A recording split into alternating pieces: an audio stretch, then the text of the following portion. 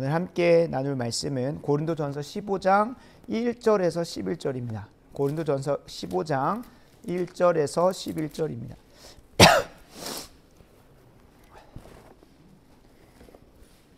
고린도전서 15장 1절에서 11절 말씀 다 찾으신 줄로 알고 이 시간 교독한 후에 11절만 합독하겠습니다. 약속 있는 하나님의 말씀입니다. 형제들아, 내가 너희에게 전한 복음을 너희에게 알게 하노니 이는 너희가 받은 것이요 또 그 가운데 선 것이라. 너희가 만일 내가 전한 그 말을 굳게 지키고 헛되이 믿지 아니하였으면 그로 말미암아 구원을 받으리라.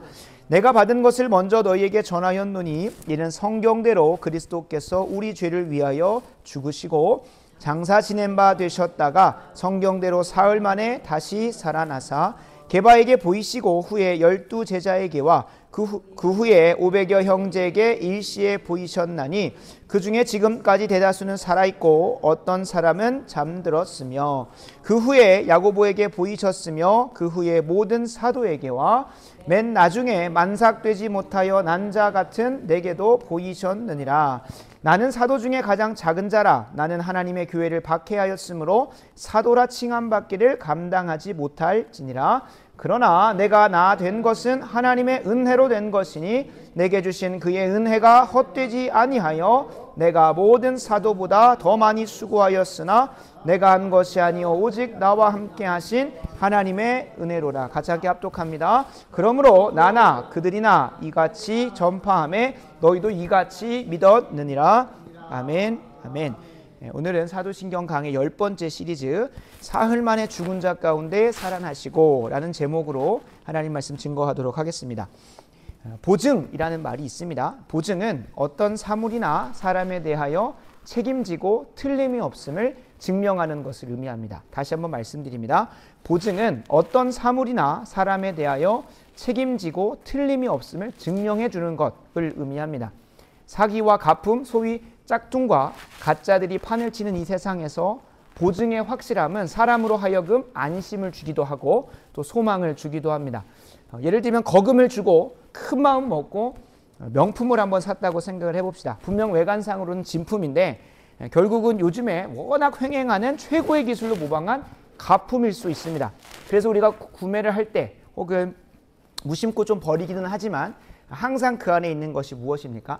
사용 설명서도 있지만 그 뒷면이나 따로 품질 보증서 혹은 정품 보증서와 같이 단 하나의 종이 쪼가리지만 이것 하나로 AS가 1년 동안 무상이 되기도 하고 또 이것으로 인하여 이것의 가치가 가품과는 달리 진짜 가치를 보증받을 수 있다는 것입니다. 그래서 그 보증서 하나만 있어도 무엇하게 됩니까? 마음에 안심을 일으킬 수 있고 추후에 물건으로 인해서 뭔가 문제가 발견했을 때 큰 힘이 되어줄 것이라는 무엇이 있습니까? 소망과 기대가 있습니다. 실제로 제가 이제 완주로 내려오기 전에 그 이전에 광명 옆에 있는 그쪽 구로 쪽에 집을 살 때에 3억짜리 그 집에 들어갔었는데 전세 사기를 당했습니다. 그래서 그 전세 사기를 당했을 때 저에게 종이 한 쪼가리가 정말 성경보다 귀하진 않았지만 정말로 정말 가치가 있었습니다. 뭐냐면 보증보험이라고 해서 전세 사기의 경우에 허그나 HF 같은 보증기관에서 저의 전세금을 미리 대신 보증을 해주고 그 보장을 해주고 나머지 금액에 대해서는 이제 본인들이 그 매물을 가지고 다른 사람이 팔든지 혹은 월세나 임대를 줘서 메꾸는 이제 그런 이제 국가 보증기관이 있는데 거기서 발행해주는 보증보험서가 너무나 은혜가 됐었습니다. 그러니까 그만큼 이 보증이라고 하는 것이 지금 당장 내가 가지고 있을 때에 안심이 되기도 하고 더불어 무언가 유사시에 문제가 발생했을 때는 이 문제를 타개할 수 있는 뭔가 소망을 일으키기도 한다는 것입니다. 그러니까 이 보증이라고 하는 것이 주는 그 유익은 이루 말할 수가 없습니다. 오늘 우리가 함께 살펴보는 그리스도인의 부활은 예수님의 부활로 인하여 보증되었습니다. 아멘이십니까? 다시 한번 말씀드립니다. 그리스도 예수의 부활로 인하여 우리는 부활할 것을 보증받았습니다. 장차 이 말 마지막 때에 한 개인의 죽음이라는 종말의 때에 우리가 다시 살아나는 것에 대한 보증이 무엇이냐 누군가 묻는다면 우리는 단연 예수님의 부활입니다 라고 한치의 망설임 없이 이야기할 것입니다. 왜냐하면 고린도전서 15장 22절 23절이 그걸 약속하고 있기 때문에 그렇습니다. 저희가 이미 고린도전서 15장은 찾아놨기 때문에 함께 눈으로 보면서 보시면 좋겠습니다. 22절 23절입니다. 아담 안에서 모든 사람이 죽은 것 같이 그리스도 안에서 모든 사람이 삶을 얻으리라.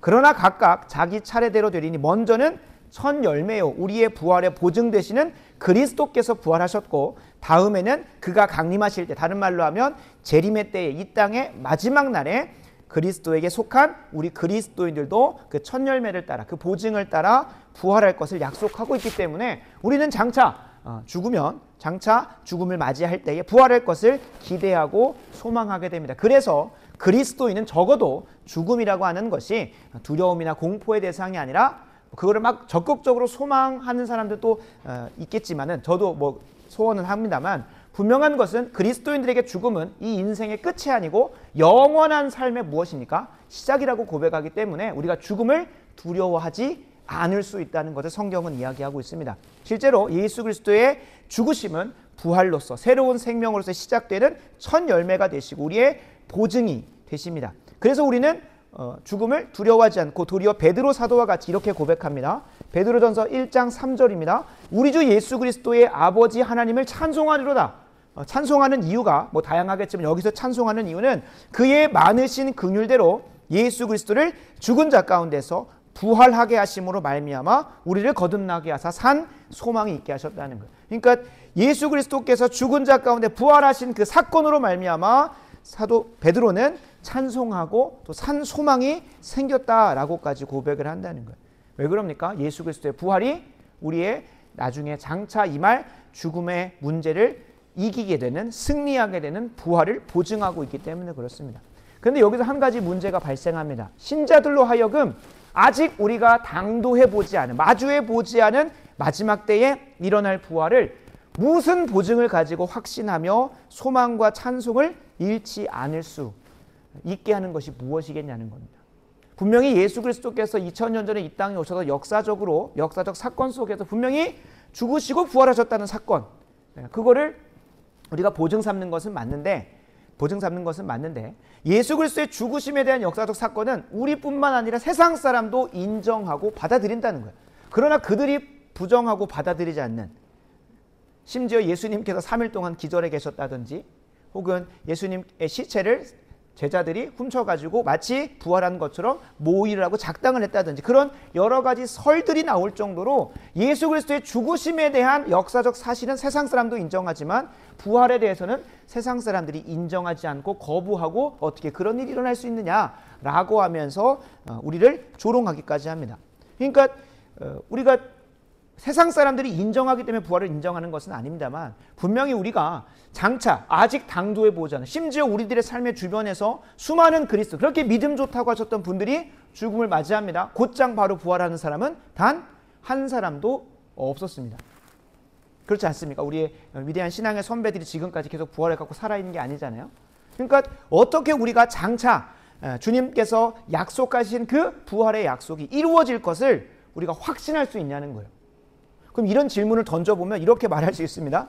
예수님을 믿으면 되는 것 아니냐고. 예수님 부활하셨으니까 믿으면 되는 것 아니냐고. 맞습니다. 그 말 맞아요. 근데 정확하게는 성경 안에서 이야기하는 그 제대로 된 믿음의 내용을 가지고 믿을 때, 그리고 그것을 입으로만이 아니라 삶으로 경험해낼 때 확실함이 나옵니다.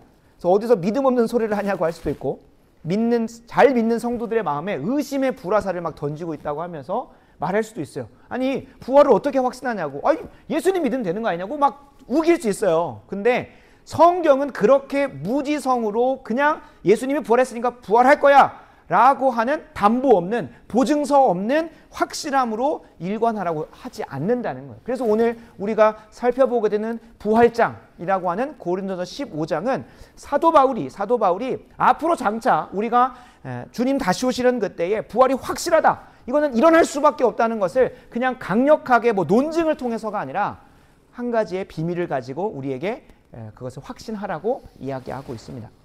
그래서 오늘 이 말씀이 끝나고 나면 아마 우리들의 삶 가운데에 점차 시간이 지남에 따라서 죽음의 그림자가 드리워올 겁니다.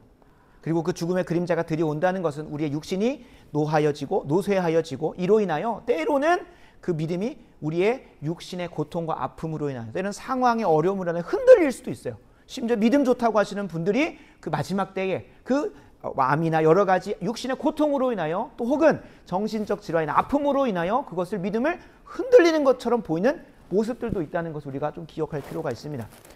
무슨 말이냐? 실제로 죽음의 그림자가 우리 육신이든 우리의 마음이든 우리의 삶의 반경에 깊숙이 찾아오는 고난이 올 때에 무엇이 흔들립니까? 내가 그렇게 예수님 믿는다고 말했던 그 확신조차 흔들리는 것을 보면 우리의 믿음에 근거하여서 하는 것은 단 하나도 없어요. 우리가 확신할 수 있고 보증을 확실하게 기대하고 소망할 수 있는 근거는 내 믿음에 있지 않습니다. 무엇에 있습니까? 우리가 믿는 하나님의 약속에 근거한다는. 그럼 하나님의 약속이 진짜로 보증서에 뭐라고 써 있는지가 중요하지 않겠습니까? 그냥 너네 이거 믿으면 나중에 부활할 거야 라는 그거이 아니라 진짜 그 보증서의 세부사항을 보면 하나님께서 연약한 우리들, 때로는 고난이 찾아오고 때로는 죽음의 그림자가 엄습하여서 내 믿음이 흔들리는 것처럼 보이고 내가 내 자신의 믿음을 확실하지 못하고 내 구원이 흔들리는 것처럼 보일 때도 주님께서 우리에게 이걸 가지고 확신하고 보증을 가지고 나아가라 라고 말씀하시는 보증서의 세부사항이 오늘 말씀이라는 거죠. 오늘 말씀을 함께 살펴보면서 예수님의 부활을 역사적 사실로 고백하는 은혜가 우리에게 열리길 소원합니다. 지난주 한 2주 정도에 걸쳐서 계속 말씀드렸지만 예수님의 죽음의 역사적 사실을 고백한다는 것과 세상 사람들이 말하는 것처럼 역사적 사실로 인정하는 것도 좀 구분을 두자고 했습니다. 세상 사람들도 예수님이 2000년 전에 오셔서 향년 33세에 죽음을 당했다는 것은 누구나 다 인정은 합니다. 그러나 고백하는 사람들은 뭐가 차이가 있다 했죠? 예수님의 그 죽으심에 참여하여 예수 그리스도께서 죽으셔서 우리의 죄의 형벌을 담당하셨고 죄를 승리하셨기 때문에 우리가 그분의 죽으심과 뭐하여 연합하여 그분의 승리를 내가 거머쥐는 거예요. 그래서 내 매일의 삶 가운데 나를 괴롭혀왔던 죄가 더 이상 나를 주장하지 못하고 죄의 종노릇하던 자가 이제는 하나님의 의의 종노릇하는 자로 삶이 바뀐 것을 통하여 저는 예수님의 십자가 죽음을 믿음으로 고백합니다 라고 하는 것처럼 오늘 이 부활도 정말로 입술로만 인정하는 것이 아니라 내 삶에서 이 부활의 참된 열매와 유익을 실천적으로 실증하고 경험하고 체험하는 은혜가 그것을 기대하고 소망하는 은혜가 있기를 간절히 소원합니다. 거기서 멈추면 안 됩니다. 왜 그럴까요? 우리가 진짜 기대하는 부활은 무엇이에요? 비록 이 땅에서 부분적이고 제한적이고 한시적인 이 땅의 삶을 마무리하고 장차 영원한 생명에 이를 저 천국의 삶을 보장받고 보증받는 것이 우리의 강력한 소망 아니겠습니까? 그래서 정말로 역사적 부활을 사실로 고백하고 그 은혜 가운데 저 천국의 삶을 갈망하게 되는 그 은혜가. 그래서 이런 고백이 우리 좋은 게 성도님들한테 안 나왔으면 좋겠습니다. 내가 시집은 가고 내가 장가는 가고 내가 적어도 아파트 34평형 새 아파트에 들어가서 그 새 아파트에서 살아는 보고 혹은 저 차는 사보고 이것은 누려보고 내가 저 천국 갔으면 좋겠다는 말은 우리 입술 가운데 안 나왔으면 좋겠어요. 진짜요. 그런 사람 너무 많아요. 특히 20대 청년들한테는 워낙 거머쥐는 게 없다 보니까 이것 정도는 해보고 저 천국 갔으면 좋겠다고 하는 거예요. 아니 천국에 그게 없겠습니까? 단순히 그런 걸로가 아니라 주님께서 우리에게 실제적으로 경험케 하시는 그 보증을 가지고 저 천국을 소망하는 은혜가 우리에게 열리길 간절히 소원합니다. 오늘 본문으로 들어갑니다. 오늘 본문은 예수님의 십자가의 죽음과 부활로 말미암아 신자에게 약속된 그 장차 임하게 될 영광스러운 육체의 부활을 확신하게 하고 있습니다. 오늘 본문을 들어가면서 사도 바울은 이미 복음을 전해 들었고 오늘 1절에 보면 무엇이라 나옵니까? 너희에게 복음을 이미 전했다라고 나와요. 형제들아 내가 너희에게 전한 복음을 너희에게 또 알게 하려고 하는데 그 이유가 뭐냐면 너희가 받은 것이요 또 그 가운데 선 것인 이것을 내가 너희에게 한 번 더 전하려고 한다는 거예요. 왜 그럴까요? 2절입니다. 너희가 만일 내가 그 전한 그 복음을 굳게 지키고 헛되이 믿지 아니하였으면 그로 말미암아 구원을 받으리라. 그러니까 지금 12절에 보면 이 고린도 교회의 성도라고 하는 신자들 가운데 어떤 문제가 있었냐면 12절입니다. 그리스도께서 죽은 자 가운데 다시 살아나셨다 전파되었거늘 너희 중에서 어떤 사람은 어찌하여 죽은 자 가운데서 부활이 없다고 하느냐는 거예요. 그러니까 이 복음을 분명히 들었어요. 복음이라는 것은 무엇입니까? 주 예수 그리스도께서 우리의 죄를 위하여 죽으셨고 그 모든 사망 권세를, 그 죄의 값을 다 치르셨기 때문에 더 이상 죽음이 예수님을 가둬두지 못하고 승리하심으로 부활을 경험했다는, 그것이 총체적인 복음 아니겠습니까? 물론 이제 복음을 창세기부터 시작해서 요한계시록까지 아주 만연체로 풀 수도 있지만 아주 핵심만 가져와 보면 예수님께서 우리의 죄의 값을 치르시기 위하여 죽으셨고, 그리고 그 죄값을 다 치르셨기 때문에 사망이 그를 가두지 못하고 부활하셨다. 근데 이 부활하셨다는 것을 믿지 않는 자들이 있기 때문에 다시 한 번 더 사도 바울은 내가 이미 너에게 전했고 알게 해줬고 너희가 들었고 그리고 받았고 그리고 그 가운데 서 있는, 나는 이 복음으로 인해서 그리스도이냐, 나는 이제 이전과 다른 삶을 살고 있어 라고 말하는 그들에게 한 번 더 얘기한다는 거예요. 왜요? 그들이 부활이 없다라고 하는 사람들이 있기 때문에, 교회 안에도 부활이 없다라고 하는 자들이 있기 때문에 그렇습니다.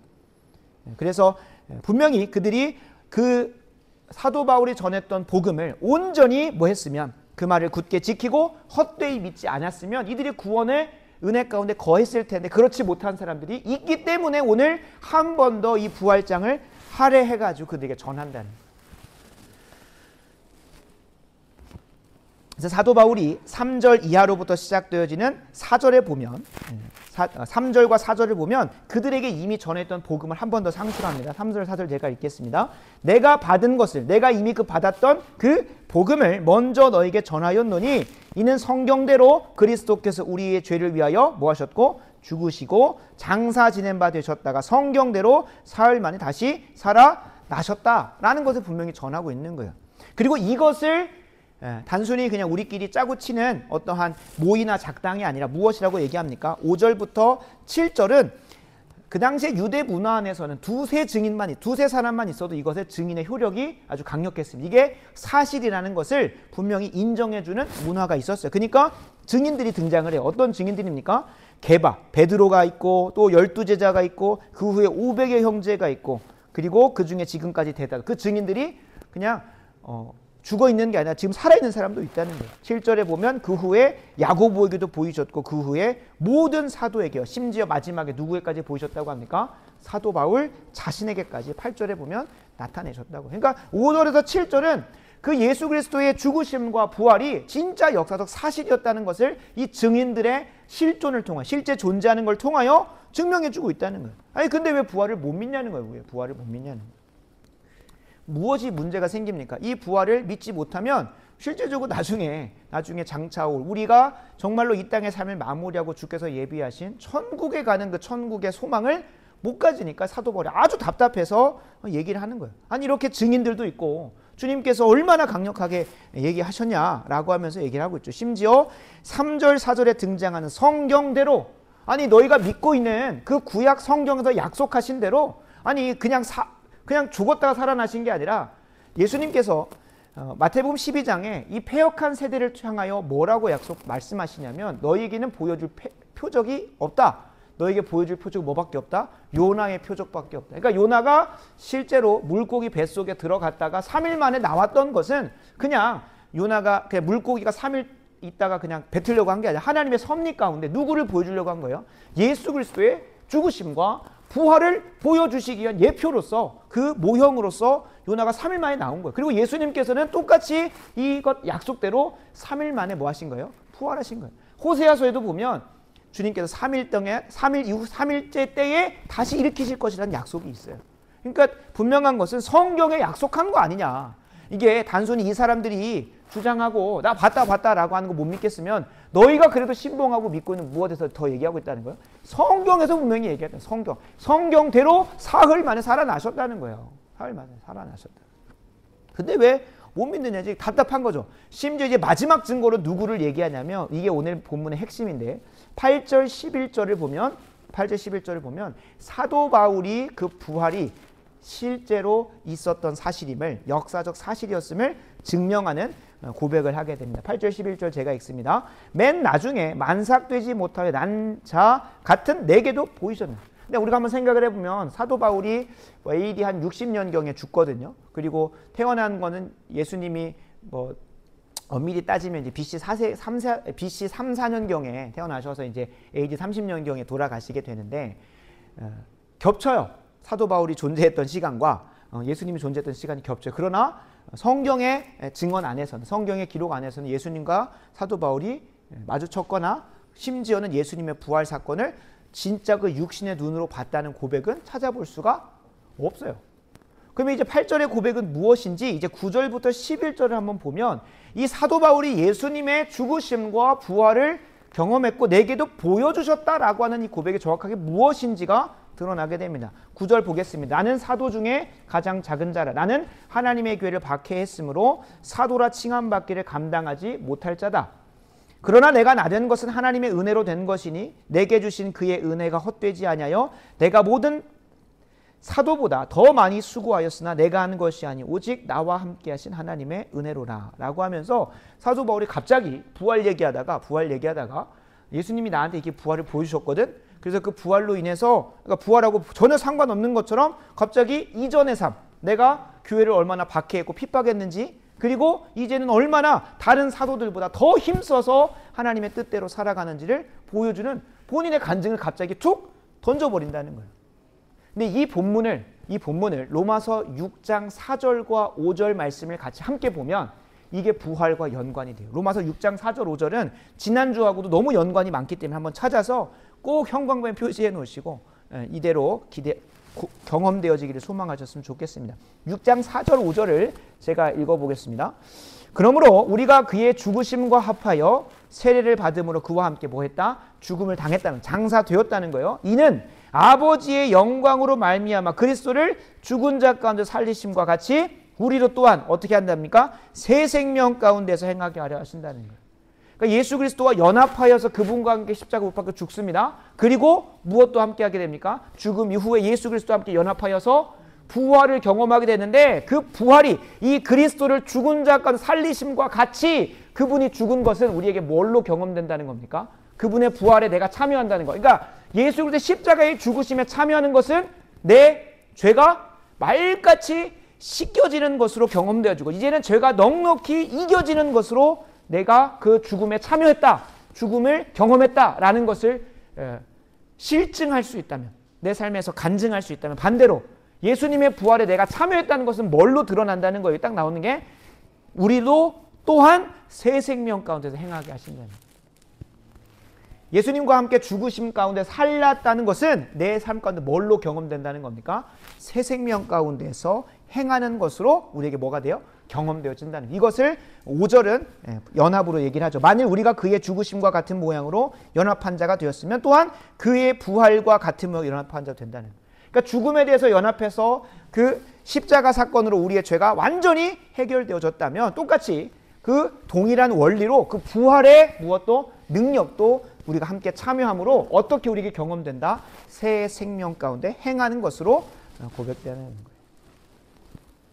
예수님과 합하여, 예수님과 연합하여서 부활을 경험한 자들, 부활 가운데 놓여진 자들은 이제는 새 생명 가운데 사는 삶이 드러난다는 거예요. 이 새 생명이라는 건 무엇일까요? 우리가 그토록 소망하는 영생을 말합니다. 우리가 그토록 소망하는 중생, 그러니까 이것이 언제 시작되냐면 예수 그리스도와 함께 십자가 못 박혀 죽는 그 죽고 부활함을 통하여 우리가 거듭난다라는 표현을 합니다. 중생이라고 하죠. 두 번째 남, 우리가 육신적으로 한 번 더 나는 것이 아니라 영적으로 이미 죽어 있었던 자들이 예수 그리스도께서 그 십자가 사건을 통하여 이루신 것이 무엇입니까? 죄의 값을 치르는 것으로 인해서 우리가 뉴트럴한 상태, 그러니까 평범한 상태로 왔다고 친다고 한다면, 성경에 이렇게 얘기하진 않지만 그냥 그 도표로 한번 얘기를 해보면, 죄 가운데 있어서 하나님과 완전히 단절된 이 지하 가운데 있다가 예수님께서 죄의 형벌을 담당하시는 십자가 사건을 통하여 무엇 하신다 하셨죠? 죄값을 치르셔서 우리가 평범하고 그냥 중립적인 상태에 왔다. 근데 이 상태에서도 어디로 나아가지 못해요? 하나님께로 나아가지 못한다고 말씀을 드렸습니다. 왜요? 하나님께 나아갈 수 있는 사람은 거룩해야 되고 의로운 자여야 돼요. 그래서 예수님께서 이 땅에서 행하신 순종으로 인하여 율법을 다 완성하셨고 그것을 잘 했다, 완성 종지부 찍으시고 보증서에 도장 찍힌 사건이 뭐예요? 부활이라는 거예요. 만약에 예수님께서 죽은 자 가운데 살아나지 못하셨다면 그건 뭘까요? 똑같은 우리와 같은 죄인이라는 거예요. 그러니까 예수님의 부활 사건은 지금까지 이 예수님의 공생애뿐만 아니라 그 이 땅에서 육신을 입으시고 살아왔던 33년간의 모든 행하신 순종, 다른 말로 하면 하나님의 율법대로 다 행하시고 완성하셨던 의와 십자가 못 박혀 죽으심으로 죄의 값을 치르시는 그 형벌 대속적 죽음이 그 모든 종합 패키지가 뭘로 인해서 그래 이거 내가 원했던 수준이 하면서 도장 찍어주신 겁니까? 부활이 그렇다는 거예요. 부활이. 부활 사건이 없었다면, 그래서 사도 바울이 뒤에서 15장 58절까지 계속해서 얘기하잖아요.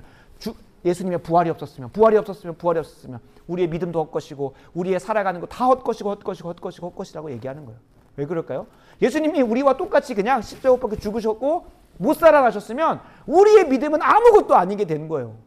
하나님이 보시기에, 그래서 하이델베르크 요리문답이나 그리고 우리가 뒤에 비치한 대요리문답에서도 첫 번째 이 예수님의 십자가 사건을 뭐라고 얘기하냐면 하나님이 예수님에 대하여 의롭다 하신 칭의 사건이라고 하는 거예요. 하나님이 보시기에 하나님이 요구하시는 의로움의 수준, 그 하나님의 영광의 수준에 걸맞게 33년 동안 다 고난을 당하셨고 행하셨고, 그리고 십자가의 고난을 완전히 충족하셨기 때문에, 그래서 나중에 한번 인터넷에 찾아보세요. 검색으로 하나님이 살리셨다라는 표현을 한번 쳐보면 정말로 많은 본문에서 하나님이 예수 그리스도를 죽은 자 가운데 살리셨다는 표현이 많이 등장을 합니다. 왜 살리셨을까요? 엄밀히 말하면 예수님이 사망 권세를 끊으시고 이기신 사건이기도, 능동적으로 이기신 사건이기도 해요. 하나님이 살리신 사건이기도 하고. 그러니까 하나님이 살리신 사건의 입장에서 보면 예수님이 누구의 대표신 거예요? 온 인류의 대표로서 공적인 자리에서 하나님이 의롭다고 칭하여 주셔서 살아나신 거예요. 생명을 주신 거죠. 하나님 입장에서는. 반대로 예수님은 죄의 값을 다 치르셨고 더 이상 사망의 권세 가운데 가두어질 수 없기 때문에 사망을 죽이시고, 이런 표현을 씁니다. 죽음을 죽이시고 생명 가운데 나오신 사건이 부활 사건이에요. 이 두 가지가 다 나와요. 왜 그러냐면 이 두 분 다 하나님이시기 때문에. 우리가 좀 어렵지만 예수님에게도 한 인격 안에 뭐가 있어요? 두 본성이 있죠. 신성과 인성. 신성으로서는 하나님과 연결되어 있기 때문에, 그러니까 동일한 표현이에요. 본인 스스로가 자신을 살린 것이기도 하고, 그렇지 않습니까? 그 신성으로는 하나님과 연결되어 있기 때문에 좀 어렵지만 하나님이 그를 의롭다 하시면서 살리신 것이기도 하다는 거예요. 그러니까 하나님의 칭의 사건이라는 거예요. 의롭다 하셔서 하나님께서 예수님을 살려주신 것이라고 성경은 분명히 이야기해요. 그 칭의 사건으로 인하여 우리에게 그 의가 뭐가 됩니까? 이제 전가가 되는 거예요. 예수 그리스도와 연합하니까 예수 그리스도의 의가 우리의 의가 되고, 먼저는 우리의 죄가 뭐가 됩니까? 예수님께 전가가 되죠. 그죠? 예수님께 죄가 전가가 돼서 예수님이 우리의 정욕과 탐심과 모든 죄를 짊어지시고 하나님의 진노와 형벌 가운데 들어가신 거죠. 십자가 사건이. 그리고 그 십자가 사건 이후에 부활을 통하여 하나님이 그 품질 보증서에 도장을 찍어주신 거예요. 그게 무슨 사건이에요? 부활 사건이에요.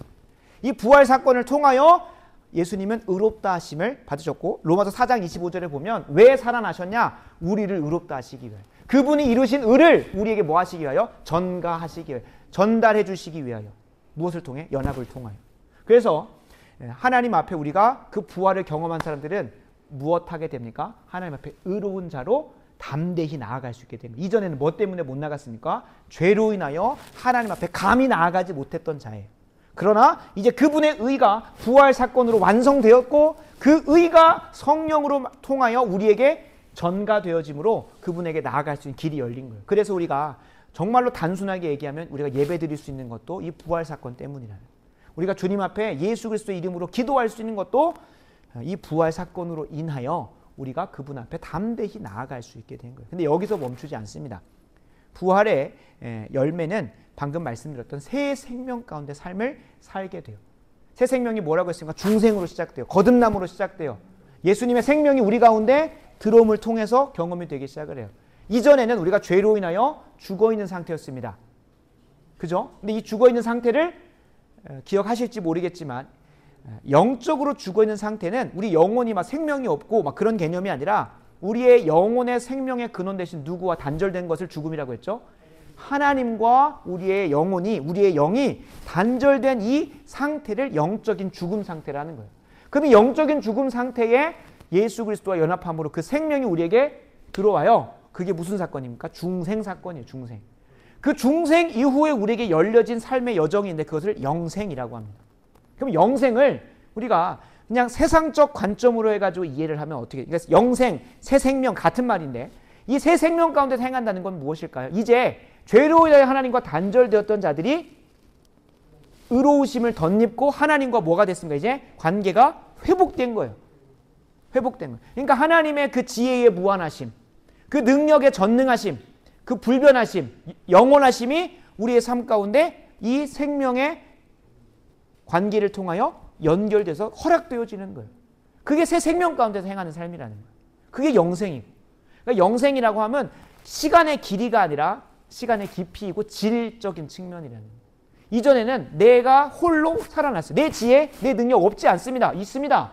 그러나 하나님의 무한하시고 전능하시고 영원하시고 불변하시고 자존하시는 그 능력과 지혜와 생명과 그것에 비하면 어떻게 됩니까? 한없이 초라한다. 한없이 초라한.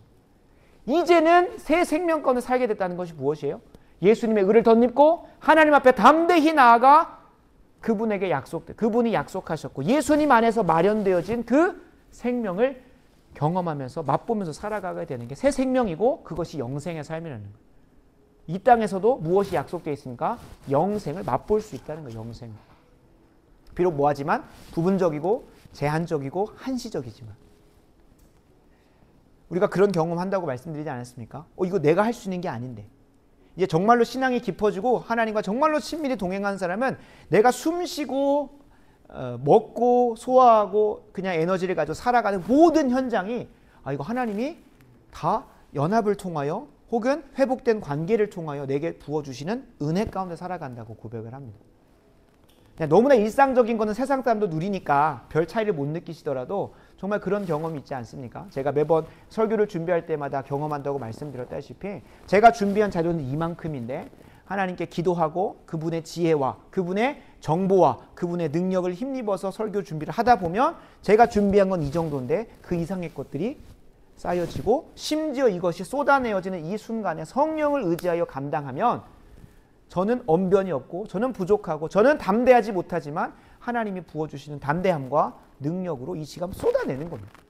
그러니까 그 지난주에도 1시간 10분이나 설교를 했더라고요. 보니까 제가 이제 편집을 하고 나니까 그래서 근데 그날 설교문은 6장이었어요. 평소하고 똑같은. 근데 중간중간에 계속해서 그런 예화도 주시고 그리고 이걸 가지고 더 성도님들에게 이해시켜 주려면 이게 필요하겠다 싶고 그러면서 이제 실제로 제가 블로그에다가 설교문 전문을 올립니다. 그래서 이런 부분들이 하나님께서 부어주시는 부분이었구나. 그러니까 저도 예상치 못하는 겁니다. 저는 최선을 다해서 하나님께 드릴 설교문을 가지고 가고 그 이상은 하나님께 맡겨드립니다. 그러니까 이 설교자뿐만 아니라 여러분들을 어느 자리로 부르셨습니까? 각자 일터에서 선생님으로 또 요양사로 또 맡겨진 학생의 자리로 각자 부르셨다는 거예요. 그 부르심 가운데 예수 그리스도의 의로우심을 덧입어서 하나님 앞에 나아가 담대히 그분의 도우심을 구하면 그분이 영생을 우리에게 맛보게 하신다는 거예요. 새 생명 가운데 생각하게 하신다. 그게 사도 바울의 오늘 9절에서 11절 고백이라는 거예요. 이전에는 어떻게 살았습니까? 내 지혜, 내 능력 가지고 내가 가지고 있는 정보의 한계 안에서 누구를 핍박했어요? 교회를 박해하고 그리스도인들을 핍박하고 죽이며 살았습니다. 그게 사도 바울의 삶이에요. 그러나 이제 예수 그리스도의 부활이 그 삶을 이전에 죽은 자 가운데서 뭐합니까? 살려버리는 거예요. 이제 진짜 하나님 앞에 담대히 나아갈 수 있는 힘을 얻어서 이제는 박해했던 자가 이제는 박해를 받는 자로 바뀌어버린 거예요. 교회를 위하여 자신의 인생을 내어 드리는 인생으로 바뀐 거예요. 그래서 10절에 보면 그러나 내가 나 된 것은 하나님의 은혜로 된 것. 이게 그냥 다 은혜죠. 내가 나의 나 된 것은 다 주님의 은혜라. 그런 고백으로 그냥 주님의 은혜죠. 그냥 뭉뚱그려서 고백하는 게 아니라 고린도서 15장에서의 맥락과 문맥에서 이 은혜는 뭘까요? 부활의 은혜라는 거예요. 부활의 은혜. 예수 그리스도와 함께 새 생명 가운데 살게 된 이제는 이전과 전혀 다른 능력과 지혜와 힘과 건강과 탁월함과 거룩함으로 이제 살게 된 그 국면이 뭐라는 거예요? 내가 나 된 것. 내가 이렇게 주님의 영광 위에서 사도된 삶을 살게 된 것이 다 무엇 때문이다? 부활의 은혜 때문이라는 거. 부활의 은혜. 다른 은혜가 아니라. 은혜가 엄청 총체적이잖아요. 그렇게 그냥 덮어놓고 믿는 게 아니라 진짜 사도 바울에게 경험된 건 부활의 은혜는. 이 부활의 은혜로 내가 나 됐다는 거예요. 내게 주신 그의 부활의 은혜가 헛되지 않았기 때문에. 누구는 헛되게 믿었습니까? 지금 고린도 교회 성도들은 부활이 없다고 말할 정도로 부활을 경험해 보지 못한 거예요. 부활을 믿지 못하는 거예요. 왜요? 아니 역사적 사실로 있다고 치더라도 그렇게 증인들이 많다고 하더라도 성경의 약속대로 했다고 하더라도 내가 경험한 실증이 없으니까 내가 경험한 열매가 없으니까 아니 부활이 알면 뭐하고 믿으면 뭐하고 그게 나하고 무슨 상관이냐는 거예요. 그러니까 당연히 그런 믿음이 생기겠습니까? 이거 진짜 고린도 교회 성도들이 그냥 정말 믿음 없는 사람 우리가 질타할 게 아니라 깊이 고민한 거예요. 아니 부활을 믿으면 나의 진짜 현재 삶에 무슨 상관이 있느냐. 제가 주일날 말씀드리지 않습니까? 성경 말씀뿐만 아니라 성경을 깊이 녹여내서 주제별로 정리하고 체계를 잡은 교리 하나를 내 삶 가운데 그거 배우면 뭐 하냐는 거예요. 그거 하나가 내 삶 가운데 실제로 경험되어지기를 그 기도의 자리에서 기대하고 소망하고 강력하게 부르짖어서 그거 경험되지 않으면 나 이거 못 믿겠다 라고 할 정도. 누구처럼? 도마처럼 예수 그리스도의 부활을 나는 만져보지 않으면 내가 내 삶으로 피부로 경험해보지 않으면 못하겠다. 못 믿겠다 라고 하는 정도에 저는 믿음이었다라고. 물론 고린도 교회가 한 행태를 보면 믿음이 없어서 이런 얘기 했을 수도 있다고 봐요. 그러나 이 부활에 대해서 아니 본인이 이게 실질적으로 무언가 경험되어지고 이걸 안다고 해서 내 삶이 이전과 이후가 달라지나? 근데 사도 바울은 그걸 경험한 거죠. 진짜 부활을 역사적 사실로서 이 사람들이 증언도 했고 성경에서 약속했으니까 있었을 거야 정도로 믿은 게 아니라 내 삶에 실제로 경험해버린 거예요. 그래서 이전과 이후가 전혀 다른 새 생명의 삶을 사는 거예요. 내가 아는 지혜 수준이 아니라 하나님이 부어주신 지혜로 내가 갖고 있는 능력과 그런 힘으로 사는 게 아니라 하나님의 능력과 힘으로 사는 새로운 국면이 열린 거예요. 그래서 이렇게 고백하지 않습니까? 내가 모든 사도보다 더 많이 수고하였으나 나 정말 많이 했다는 거예요. 자랑하려고 하는 게 아니라 그렇게 수고할 수 있고 내가 순종할 수 있었던 것은 내가 한 것이 아니다라고. 왜 고백합니까? 이제 예수 그리스도의 부활로 말미암아 열려진 하나님의 관계로부터 부어지는 능력과 힘과 지혜와 건강과 거룩함과 믿음으로 살아내었기 때문에 이렇게 고백하는 거예요. 그냥 오직 주의 은혜다라고 두루뭉술하게 하는 게 아니라 고린도서 15장은 그걸 얘기하고 있다는 거예요. 그래서 오직 나와 함께 하신, 함께 주 안에 다 무슨 표현하고 있죠? 연합, 주님과 동행, 주님의 능력으로 살아냈기 때문에 하나님의 은혜라고 고백을 하는 거예요. 이거 내가 한 것도 없다. 실제로 저도 그렇죠. 그래서 이제 어떤 목사님한테 목사님이 이런 강해 시리즈를 설교를 하신 걸 제가 뭐 이렇게 좀 뭐라고 해야 될까요? 거기서 통찰력을 얻고 좀 말씀을 보는 눈을 좀 가져서 우리 성도님들 해도 되겠습니까? 그거 왜 나한테 묻냐는 거예요. 저작권이 누구한테 있는데? 성령 하나님한테 있는데 내가 한 게 아닌데 내가 한 게 아닌데 성령 하나님 내게 부어주셔서 한 저작권이 하나님께 있는데 그거를 물어볼 게 뭐 있냐는 거예요. 실제로 진짜 우리 신앙의 선배들은 그런 고백을 하는 거예요. 실현 고백. 왜 그럴까요? 하나님의 은혜라고 하는 것으로 그냥 퉁치고 하는 게 아니라 하나님과 온전히 연합하고 연결돼서 그분의 지혜와 힘과 능력으로 이 사역들을 감당했기 때문에 그렇게 쓰임받은 것에 감사로 그냥 고백하고 끝나는 거예요. 그래서 이 사도 바울과 같이 우리가 정말로 예수 그리스도를 통하여 그 길이 열리고 연합되어지고 그로 인하여 누리는 새 생명의 삶으로 뭐 할 수 있는 겁니까? 궁극적으로는 지금 오늘 이 자리에서도 내가 부활을 경험했기 때문에 장차 아직 임하지 않은 그 미래의 사건에 대해서도 뭐 할 수 있는 겁니까? 믿을 수 있는 거예요. 소망할 수 있게 되는 거예요. 그 천국이 어떨까를 상상하는 수준이 아니라 거기에 살고 있게 되는 거예요.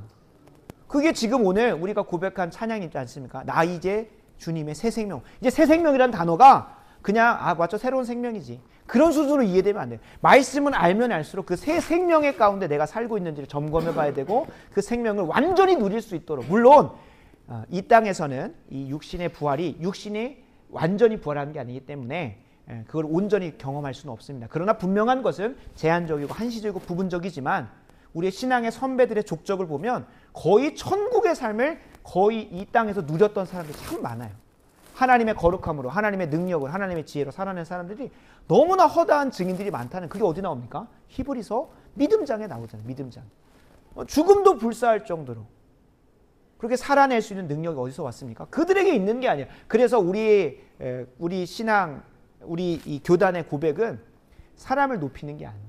다윗이 너무나 위대하죠. 지금 우리가 읽고 사무엘 상하를 보면. 그러나 그 위대함이 어디서 오는 겁니까? 하나님으로부터 오는 거예요. 그래서 우리가 그를 통하여 하나님을 더 신뢰하고 믿고 소망하게 되는 게 우리의 신앙의 고백이라는 것을 우리가 기억할 필요가 있습니다. 그래서 하이델베르크 요리문답은 이렇게 그 부활이 어떻게 우리에게 경험되어질 수 있고 소망되어질 수 있는지 아주 일목요연하게 정리하고 있습니다. 45문을 제가 읽겠습니다.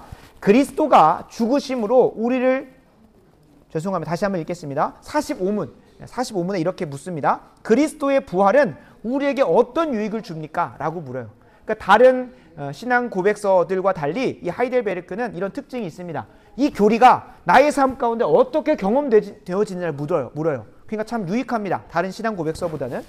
이렇게 답을 합니다. 첫째로 그는 부활로 죽음을 이기셔서 우리로 하여금 그가 죽으심으로 우리를 위하여 얻으신 의에 참여하게 하신다는 거예요. 아까 말했죠. 예수 그리스도께서 부활하신 사건은 하나님의 칭의 사건이고 그분의 의로움에 우리가 믿음으로 연합하여 그걸 덧입게 된다는 게 첫 번째 우리의 칭의 사건이기도 한다는 거예요. 이 부활을 믿는다는 게. 두 번째 그의 능력으로 말미암아 우리 역시 새로운 생명으로 살리심을 받는다는 거예요. 이 의롭다함을 받는 중생의 사건을 통하여 어떤 삶을 누리게 된다고 이제 새로운 생명, 영생의 삶을 누리게 된다고 했습니다. 셋째로 그리스도의 부활이 우리의 복된 부활에 대한 확실한 보증이 된다는 거예요. 그러니까 이 땅에서 우리가 장차 이말 예수님의 재림의 때에 천국 갈 수 있고 부활할 수 있고 그걸 소망하고 강력하게 확신할 수 있는 보증은 어디에서 오냐? 예수님 부활하셨지 라고 하는 수준의 고백이 아니라 오늘도 나의 삶 가운데에서 부활을 경험했느냐, 부활을 경험했느냐, 그걸 가지고 확증할 수 있다는 거예요. 그러니까 이런 경험이 없는데 뭘 가지고 우리가 부활을 확신한다고, 확증한다고, 보증받았다고 할 수 있겠습니까? 그래서 오늘 말씀을 마무리하면서 이 고린도 교회 성도들처럼 부활이 없다라고 하는 입으로 고백하는 사람은 없으실 겁니다. 그러나 부활이 없는 것처럼 사는 사람은 많을 것입니다. 입으로 그리스도인 치고 부활이 없어 라고 말하는 사람은 거의 없어요. 부활이 없다고 하는 사람은 거의 없어요. 그러나 부활이 없는 것처럼 사는 사람은 너무 많다는 거예요. 이를 위해서 어거스틴은 이렇게 기도했습니다. 내가 죽지 않도록 나를 죽게 하소서. 너무 어려운 표현인데 내가 죽지 않도록 나를 죽게 하소서. 이 앞에 죽음과 뒤에 죽음이 다르죠. 앞에 죽음은 죄로 인하여 하나님과 관계가 단절되어진 영적인 죽음으로부터 그 죽음을 경험하지 않기 위하여 하나님과 단절되지 않게 하기 위하여 내 무엇을 죽이라는 겁니까? 내 자기를 부인하고 정욕과 탐심을 십자가에 못 박혔던 사실을 다시금 확인하고 내 정욕과 탐심을 주님 앞에 계속 씨름하면서 내 자신을 죽여가라는 거예요.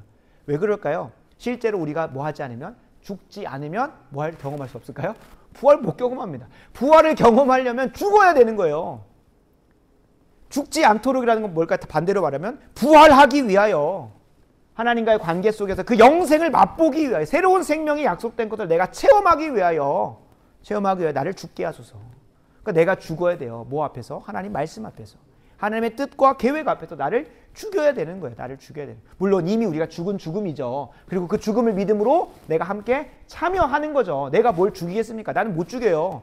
여러분 한번 생각을 해봅시다. 나 오늘 죽어야지. 자살도 여러분 정말로 조심스러운 표현이지만 내 뜻대로 안 됩니다. 그런 사람도 있지 않습니까? 막 여러 방면으로 뭐 어떻게든 내 생명을 내가 끊어보려고 하는데 주권자가 누구기 때문에 하나님께 있기 때문에 내 마음대로 쉽게 안 되는 거예요. 그래서 내가 죽지 않도록 나를 죽게 하소서라는 기도처럼 어거스틴의 그 고백처럼 우리는 날마다 죽는 자리로 나아가야 되는 거예요. 그래서 사도 바울은 이걸 어떻게 고백하냐면 나는 날마다 죽노라라고 고백을 하는 거예요. 여기서 육체의 죽음을 말하겠습니까? 나 너무 요즘에 사역하는데 맨날 지치고 피곤해서 정말 너무나 죽을 것 같아 라고 하는 표현이 아니에요. 나는 날마다 죽는다는 게 뭡니까? 내 뜻, 내 생각, 내 계획, 내 지혜, 내 능력 다 죽여버린다는 거예요. 이제는 그래야 누구의 힘과 능력과 지혜로 살 수 있기 때문에 하나님의 힘과 능력과 지혜로 살 수 있기 때문에. 그래서 고린도후서 4장 10절과 11절은 우리가 날마다 죽어야만 그 부활의 생명이 우리 가운데 드러날 수 있다는 것을 얘기해 줍니다. 고린도후서 4장 10절 11절을 제가 읽겠습니다. 우리가 항상 예수의 죽음을 몸에 짊어지면, 다른 말로 하면 예수 그리스도의 죽으심을 내 가운데에 짊어지면 예수의 생명이, 예수의 영생이, 새로운 생명이 또한 우리 몸에 나타나게 하려 합니다. 우리 살아있는 자가 항상 예수를 위하여 죽음에 넘겨지면 예수의 생명이 또한 우리 죽은 육체에 나타나게 하려 하심이라는 거예요. 그러니까 예수님의 생명이, 그 부활의 능력이 우리 가운데 드러나려면 어떻게 됩니까? 내가 죽어야 되는 거예요. 죽어야 되는 거. 물론 이미 우리가 죽었다는 걸 계속 말씀드렸습니다. 우리가 죽을 수 없어요. 예수 그리스도와 함께 연합하여 그분의 죽으심에 우리가 참여하는 게 더 성경적인 표현이죠. 그리고 참여하는 거 어떻게 합니까? 하나님 말씀에 비추어 보아 내 정욕과 탐심을 십자가 못 박혀 죽는 그 사건의 현장으로 함께 믿음으로 동참하는 거예요. 그래서 우리가 말씀을 항상 보면서 우리에게 십자가 못 박아야 돼. 이미 2000년 전에 예수 그리스도와 함께 십자가 못 박혔지만 지금도 나를 주장하고 있는, 나를 주관하고 있는, 내게 경험되어지는 그 죄의 정욕과 탐심들을 십자가에 못 박는 날마다 죽는 자리로 가야 되는, 그러할 때만이 뭐가 됩니까? 예수의 생명이, 그 부활의 능력이 우리 가운데 드러난다는 거예요. 그러니까 예수님의 칭의 사건이 무엇이라고 했습니까? 하나님께서 온 인류를 구원하시기 위한 뜻과 계획이 완성되었기 때문에 이거 오케이 잘했어 라고 하면서 도장 찍어주는 칭의 사건이라고 했잖아요. 우리에게도 그런 사건이 계속 일어나야 된다는 거예요. 순종하되 충성되게 순종하여서 하나님의 뜻대로 잘 순종했더니 주님께서 뭐라고 하시는 거예요? 그래 의롭다. 물론 우리의 의로움이 아니라 예수님의 의로움이 우리 가운데 드러나게 하시는 칭의 사건이 매번 경험되는, 그러니까 부활, 우리에게도 매번 하나님이 하나님 말씀에 비추어 보아 내 뜻, 내 계획, 내 지혜 다 내려놓고, 다른 말로 하면 죽이고 십자가에 못 박음으로 하나님께서 살리시는 게 뭐예요? 승리를 거머쥐게 하시고 경건의 능력이 드러나게 하시고 부활 사건을 경험하게 하시는 게 우리 삶 가운데 경험되어져야 한다는 거예요. 그러니까 죽인다는 걸 정말로 구체적이고 실제적이고 우리의 삶으로 가까워 보면, 실천적으로 가까워 보면 하나님 말씀 비추어 보아 성령께서 내 죄에 대해 깨닫게 하실 때 그 죄에 넉넉히 싸워 이기려고 씨름하고 피 흘리기까지 전투해야 된다는 거예요. 그렇지 않으면 뭐 할 수밖에 없습니까? 뭐 할 수 없습니까? 부활할 수가 없는 거예요. 우리가 지난 시간에 그 당시 예수님의 죽음과 부활에 대해서 어떻게든 입막음하고 모함하려고 했던 사람들이 만들었던 썰이 무엇이었습니까? 기절설이라고 했죠. 근데 지금 이 한국교회, 우리가 기절설 얘기하면 허허 웃죠. 어떻게 그 3일 동안 기절해가지고 별의별 짓 했냐. 근데 입술로는 우리가 그렇게 말할 수 있는데 우리의 삶의 고백으로 보면 기절설을 믿는 사람이 너무 많아요. 무슨 말일까요? 우리도 그냥 반쯤 죽었다가 기절해갖고 내 자아로 살려고 할 때가 많다는 거예요. 예수님이 죽었다라고 고백하는 게 아니라 예수님도 기절했다가 그냥 살아나셨다고 하는 것처럼 우리가 그렇게 살고 있을 때가 많다는 거예요. 기절설을 보면 웃겠지만, 기절설이 무슨 말도 안 되는 소리냐라고 말하겠지만, 우리도 삶으로는, 우리의 실천으로는 기절설을 믿고 살고 있는 것처럼 살 수 있다는 거예요. 예수와 함께 죽어야 되는데 예수와 함께 뭐 하는 거예요? 기절했다가 이전의 자아대로, 내 마음대로, 내 뜻대로 살고자 하는 모습은 없는지 진짜 우리의 신앙 고백을 잘 돌아봐야 돼요. 그래서 우리가 이 고백을 읽을 때마다, 입술로 고백할 때마다 주님, 좀 제가 정말로 예수 그리스도께서 죽으셨고 약속대로 성경대로 사흘 만에 다시 살아나셨다는 사실을 입술로만이 아니라 이번 한 주간의 삶에서 경험되게 하여 주시옵소서. 그 부활의 능력이, 그 부활의 흔적이 나의 삶 가운데 드러나게 하여 주시옵소서라는 기도. 어거스틴은 이렇게 멋지게 한 것처럼 내가 죽지 않도록 나를 죽게 하소서라는 그 고백으로 우리가 하루를 살아갈 때만이 주님께서는 반드시 하나님의 말씀의 약속대로 우리를 그 죽은 자 가운데서, 하나님의 말씀대로 나를 죽인 그 현장 가운데서 주께서 반드시 뭐하게 하실 겁니까?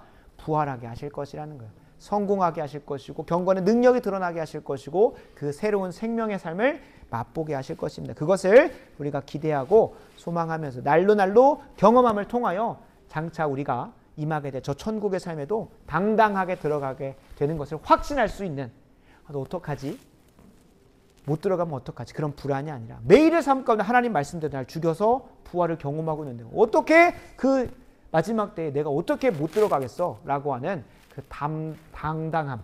무엇 때문에 당당한 겁니까? 내가 잘나서가 아니라 예수님께서 이미 이루신 그 부활의 능력으로 내가 당당하게 나아가게 되는 그 은혜가 우리에게 열리길 간절히 소원합니다. 그래서 우리 모두에게는 죽음이 하염없이 우리에게 찾아오는데 이런 고백으로 우리의 삶의 마감의 날에 기쁨으로 그 자리를 들어갔으면 좋겠습니다. 55절 제가 읽겠습니다. 사망아 너희의 승리가 어디 있느냐? 사망아 네가 쏘는 것이 어디 있느냐? 라고 하면서 그 죽음을 기다렸다는 듯이 이제 이 땅에서 감질만 나게 부활의 능력을 경험하다가 완전히 완성되어져서 임하게 될 그 부활의 때를 기쁨으로 나아가게 되는. 그래서 제가 기억은 안 나는데 그 무디였나? 아무튼 그 신앙의 선배가 이제 그 병상에서 이제 죽음의 때를 맞이하면서 마지막 말이 죽음이여 내가 너를 얼마나 기다렸는지 모른다라고 하는 식으로 얘기하면서 죽음을 맞이했던 것을 봅니다. 왜 그럴까요? 그에게는 확실한 부활의 신앙이 있었던 거예요.